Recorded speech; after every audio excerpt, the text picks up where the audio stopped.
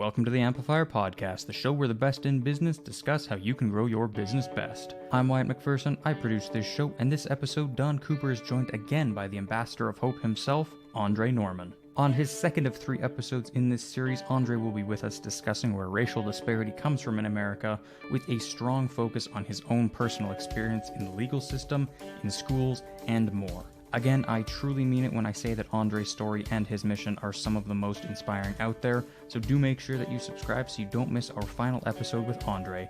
And as always, I truly do hope you enjoy this episode of the Amplifier Podcast.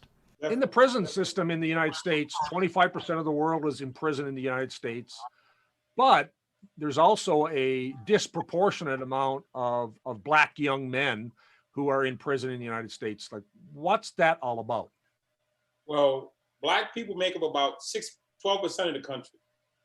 And if you say it's 50-50 men, women, that makes Black men 60% of the country. And if you say between the ages of 18 and 30 or 35 is half of that, you're talking about 3% of the country. So 3% of the country is 18 to 35. And 3% of the country makes up almost 40% of the prison system. So you got 3% of the country makes up 40% of the prison system, which is probably half of the population in the world. And that's not by accident. It's not a conspiracy theory. It's a system that was originally built during a time when Black people were not really thought of well. You built a system for some people didn't care about, which we understand in the 1700s and the 1800s and early 1900s. Black folks were inferior. We were 3/5 of a man. We were slaves. We were a lot of stuff in the eyes of those who were in charge. So they built laws and policies that govern in that time. As we've moved forward, the mindset hasn't shifted in everybody.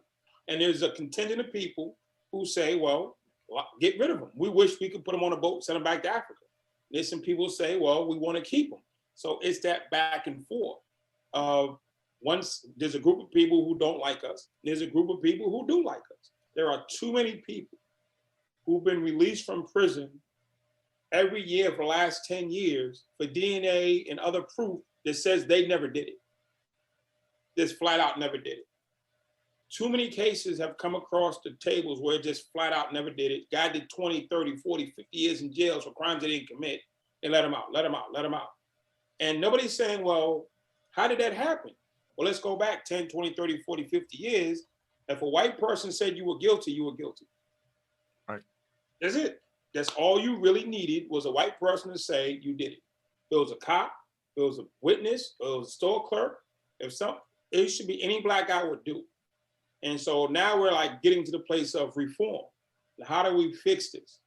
How do we fix this? And then it's compounded again with, okay, well, how do we justify locking Black men up unjustly for the last 40, 50 years?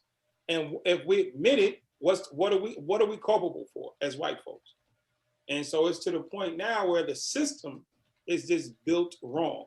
If I get arrested today and I don't have money to pay bail, I'll sit in jail for 2 or 3 years waiting trial. If you get arrested today and you can pay bail, you walk out tomorrow. And since I can't afford a lawyer, I'm apt to get shafted and the lawyer's gonna tell me take a deal if I did it or not. You might have done it, but if you have a great lawyer, you're going home. OJ case, prime example. Best lawyers money could buy. Had I been OJ, I'd have been guilty in 3 months. Yeah. You probably wouldn't have even went to trial. You probably would have had some lawyer who said, hey, just take a deal so they don't put you to death or some crazy thing. Person non-OJ's death row. Right. So our system was set up based on race, but it's now running based on money. So I'm not even going to say it's 100% race-based anymore. It's definitely 90% financially based because rich people go home. Yep. Rich people go home. And our system of justice shouldn't be predicated on how much money you have. So rich people can commit crimes and go home. If you're connected and commit a crime, you can go home. So if you're a senator and your son does something, you go home. If you're a bus driver and your son does something and you're Black, you go to jail. Our system is set up based on haves and have-nots. And that's what it is. And we've never resolved the race issues between white and black people. So there's always that dynamic of, damn, we still got the slavery thing hanging around that we've never really addressed. We've never really addressed slavery, Jim Crow, lynching, civil rights, busing. We ain't addressed none of it. We've kind of got past it, but we've never addressed. You got black millionaires now. You got black billionaires now. So we're good now, right? But you have a whole generation of people who've been traumatized, and we're not fixing their trauma. Anytime there's a school shooting or 9/11, they rush psychologists in there 100 miles an hour. Nobody's rushing psychologists in to help black people get over the trauma. Don't need 40 acres and a mule. Don't need an apology. We need therapists. If you want to fix it, fix it. We can fix Afghanistan. We can fix China. We can fix Australia. We can get moon rocks. We can't fix trauma in our own country. So somebody has to say, okay, bite the bullet. They're going to call us what they're going to call us, but let's fix it. I want to fix it. I don't want to shame you, scream on you, call you names. I want to legitimately fix it. And that's my goal.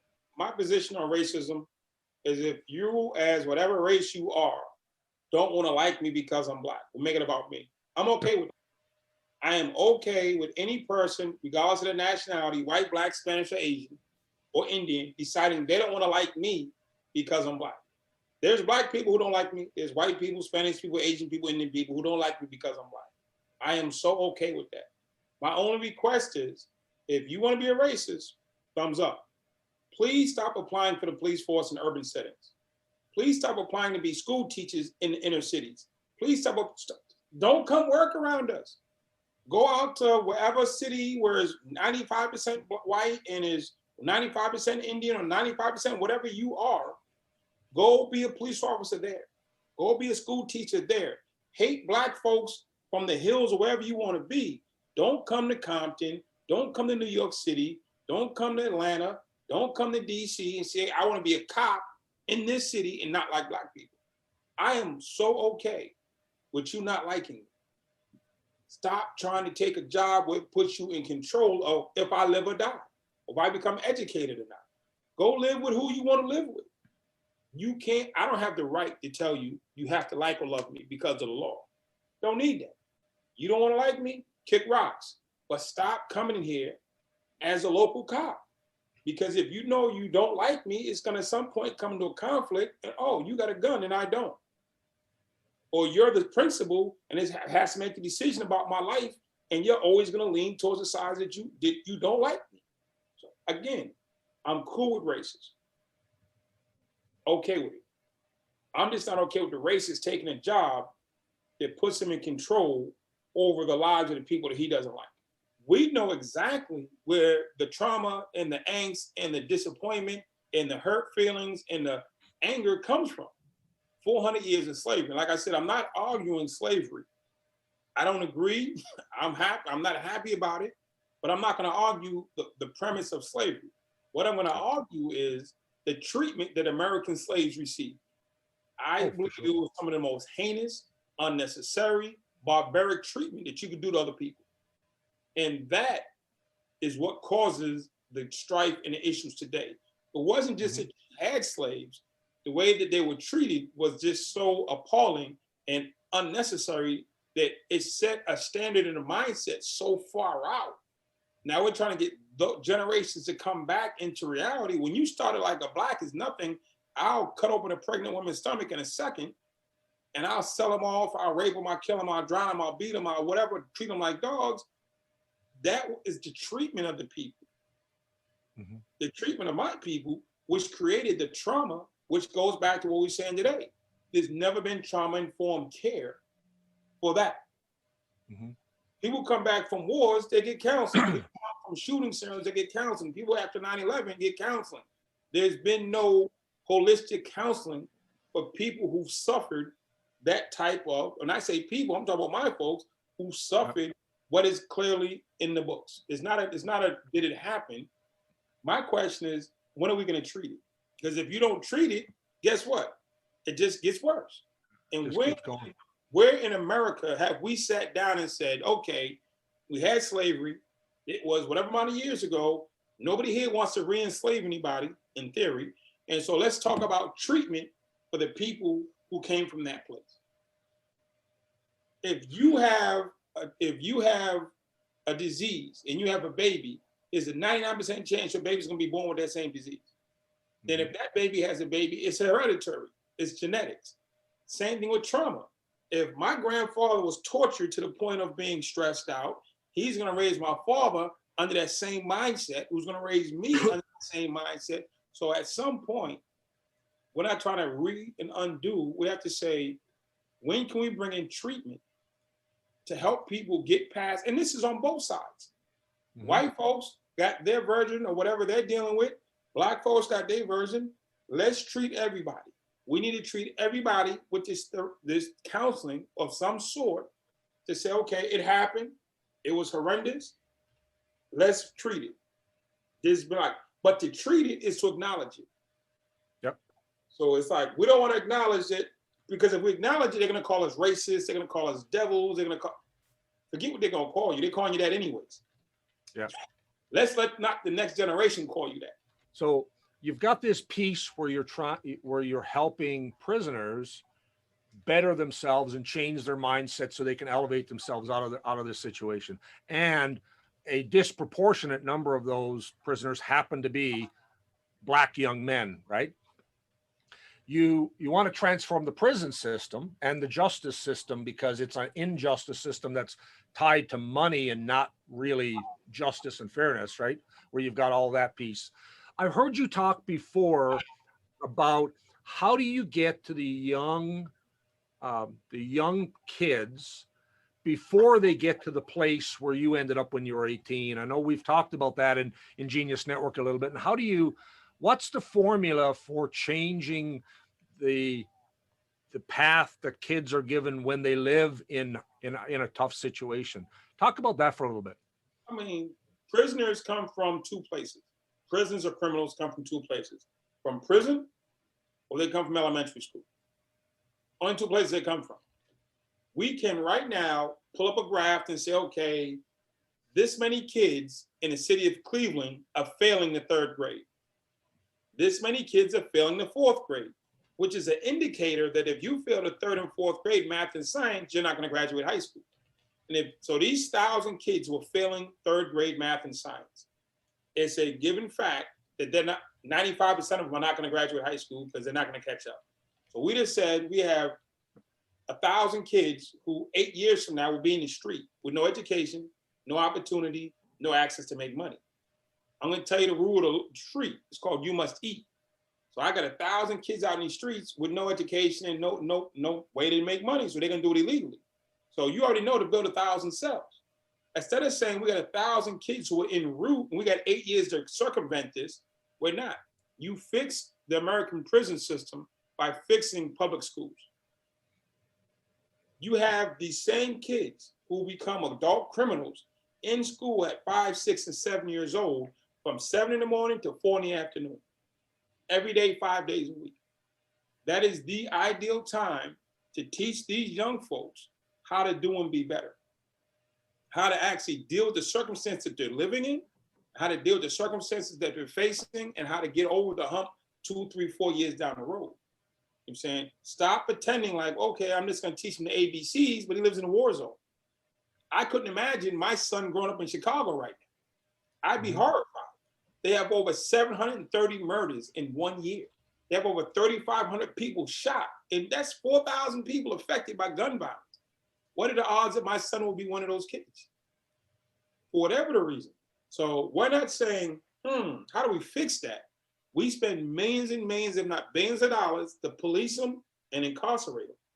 At what point do we spend some of the money on preventing? If there's no preventative measures, then all we're going to do is just keep either burying or locking them up. Until what? Till you run out of them? Get to play?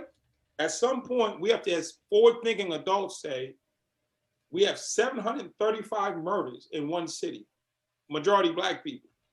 That's a problem. Nobody says it's a problem. You know why? Because the people in charge, hey, that's their problem. It's an American problem. There's no place in the country of America where there's 735 white kids who got gunned down. There's no place in America where there's 6% dropout rates in high schools in the suburbs. This doesn't exist. There's no place in America where 60% of white kids are failing out of any school. Or no city with 4,000 people shot that is all white, but it's acceptable. This reinforces and perpetuates that you don't matter. Mm-hmm. This reinforces and perpetuates, you know something? Y'all can 735 people shot and killed in one city year. Tell me where in America there's been 735 white people shot and killed in a year on a 5-year span. So why is it acceptable? In a country, the smartest, biggest, brightest, toughest country on the planet, cool, we don't have the answer today. But if we can put people on the moon to get rocks, them same people can come to the situation room and say, yo, how do we fix this? How many cabinet meetings were there on stopping deaths in Chicago? Yeah. None. We're entrepreneurs and we're in an entrepreneurial group and we think about solutions. A lot of the departments that are supposed to be responsible for this, the elected leaders, the bureaucracy of the social services system, the bureaucracy of the education system, it's not necessarily about creating a solution, though, is it? It's there's something else there. This has easily been since the 70s, 80s, 90s, 2000, 2010. We're talking about 50 years. 50 years of government can't fix one problem. Yeah. Okay, we got the right to go to better schools in the 60s. So for 50 years, we haven't fixed the problem of public schools. But yet still, we have all kinds of advanced technology. I can go on my phone, hit a couple buttons, and have my car pull up out front with coffee in it. We can go this far with technology, but we can't teach little black kids how to read and write.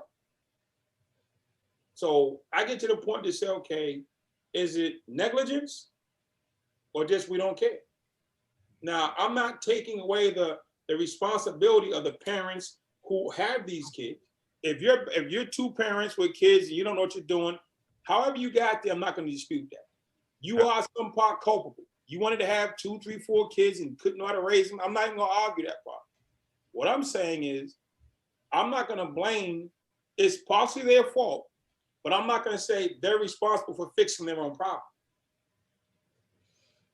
Yep. That's all I'm saying. If your toilet stopped up and your kids did it, you're still going to call the plumber. You're not going to make the kid fix it. Your kid stuffed the towel down the toilet, stuffed up. Stuffed orange pills down the toilet, it's stuffed up.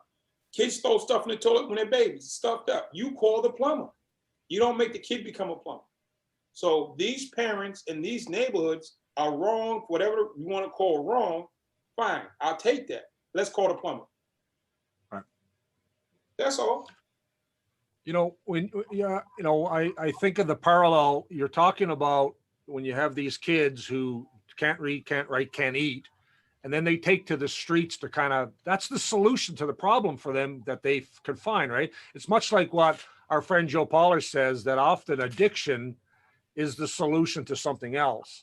It seems to me that taken to the streets, joining a gang, getting involved in figuring out a way to survive, and that happens to be on the streets, is the solution to the problem. And they're being penalized for the only solution that they can figure out. And we're not dealing with the root cause issue that can stop them from peddling whatever they have to peddle on the street. I'll tell you this. If you and your 2 brothers came home from school, your dad passed, and your mom's not there. If you came home from school and there's no food, what you going to do? You're going to figure it out somehow. How you going to figure it out? Okay, what's the solutions? What are your options? You come home from school, dad's not coming home, mom's checked out. Where are you going to get food from? You got 2 teenagers and a 9-year-old. You're like, yo, we hungry. Forget about clean clothes. Forget about heat. We hungry. You 3 boys, now I'm going to take you out of Canada and I'm going to put you in Baltimore, where down at the corner, there's people selling drugs. You're not going to start out as a drug dealer. You're going to go down and see the drug dealer like, hey, Bob, my mom checked out. My dad died. Can we get some bucks? And he'll give you $20 for you and your brother to eat. Today he'll give you $20. Tomorrow he'll give you $20. The next, he'll keep giving you money. I'm going to tell you something a guy named Selvin Brown said. Because all the pastors went out and talked to the kids, and they couldn't understand why when the pastors showed up, the good people, why they kept following the drug dealers. And one of the drug dealers told him, when that kid gets off the bus at the afternoon, I'm there to walk him home. When he ain't got no food at night, I give him money to eat. When he has holes in his shoes, I give him new shoes.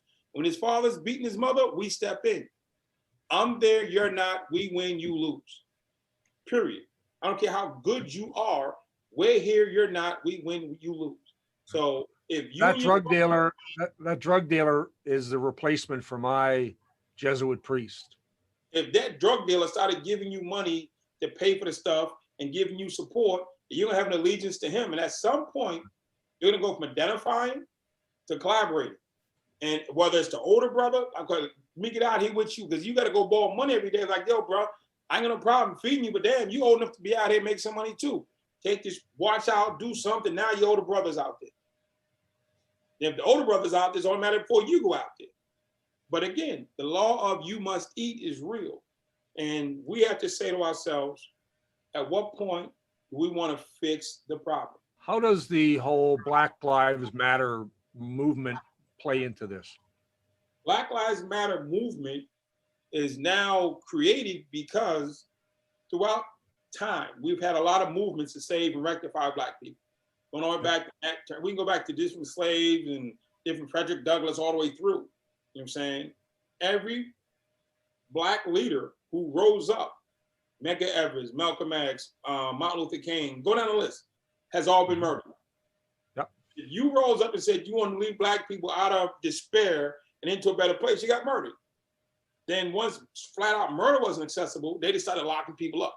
So in the 70s, Black Panthers, the Mau Mau's, the COINTELPRO program, they started locking people up. We're just gonna lock you up. We can't murder you, we'll lock you up. You will not lead Black people into another state of mind because we need them oppressed and in that state that they're in. So now here we are in 2020.